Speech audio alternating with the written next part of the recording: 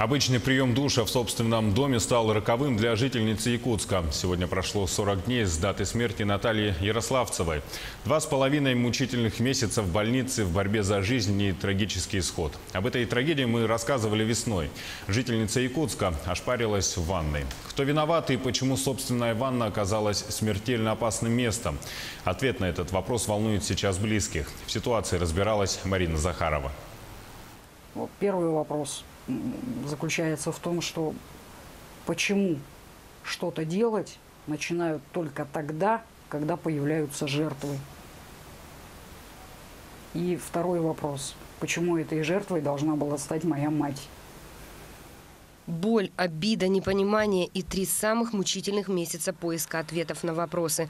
Мама была рядом, играла с внуками, ходила на работу. А сейчас смотрит на дочку с фотографией с черной лентой в углу. Все изменилось вмиг. 22 марта – обычный день. Ивана пошла на работу. Ее квартира в этом же доме на Октябрьской, несколькими этажами выше родительской. Много работы, поговорить с мамой не успела. Вечером на сотовой девушке позвонила соседка, попросила купить мазь от ожогов для мамы. Более или менее спокойно это все. Разговор происходил, ничего не предвещало такого, что там прям, как обожглась, это у нас обычно там кружку горячую, там что-то, да, там, или там за чайник человек схватится. Так, чтобы человек сварился в собственной квартире, это же невозможно себе такое представить. Ивана примчалась к матери. Женщина лежала на диване, попросила попить. А когда потянулась к стакану, перед шокированной дочерью предстала ужасная картина. Это мясо было. Это было голое мясо, да, кожа слезла. Скорая реанимация и 2,5 месяца между жизнью и смертью. Причиной всему стал один перепад температуры воды в кране. В тот день Наталья принимала душ. Резко полилась горячая вода. От неожиданности женщина дернулась и подскользнулась. Падая, задела смеситель. Труба сломалась, и уже на потерявшую сознание Наталью полился кипяток.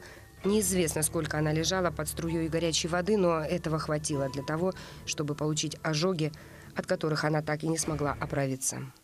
Это не была бабушка с тросточкой, за которой надо было там присматривать, которая не могла сама там буквально какие-то моменты гигиены для себя исполнить. Это был вполне обычный здоровый человек. Деятельный. Она занималась тем, что помогала знакомым друзьям делать ремонты в квартире. То есть, это понятно, это физически крепкий человек был. Но как же физически крепкий человек оказался в такой беспомощной ситуации? Перепады температуры, как говорят жители, не исключение, а скорее правило для их дома. Во время отопительного сезона начинается проблема с горячей водой. То есть она идет, открываешь горячий кран, она идет сначала горячий, буквально кипяток, потом в течение буквально 5 минут она идет все холоднее, холоднее, холоднее до холодной. Потом таким же макаром начинает, температура повышаться. Звонили, писали в управляющую компанию. Там наличие резких перепадов температуры воды отрицают. Перепады, по сути, они быть не могут, потому что температура идет по нарастающей. Она не может сразу с нуля перескочить до 60 градусов. Иванна сейчас пытается добиться правды, кто виноват в смерти близкого человека. Бесконечные хождения по разным инстанциям. За помощью она обратилась к уполномоченному по правам человека. Важно на сегодня, насколько компетентные органы собирают правильно доказательства и их фиксируют. И, конечно, я думаю, что мы будем очень внимательно, с учетом и мнения общественности, безусловно, отслеживать принятие окончательного решения. Подтвердить причинно-следственную связь без доказательной базы сложно. После трагедии замеры температуры воды представители надзорных органов сделали только в бойлерной.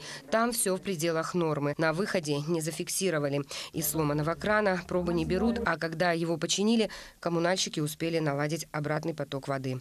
Температура пришла в норму, но это уже не вернет к жизни Наталью и не утешит дочь, потерявшую мать. Марина Захарова, Саргылана Захарова, Григорий Хлопков, Владимир Павлов, Якутск.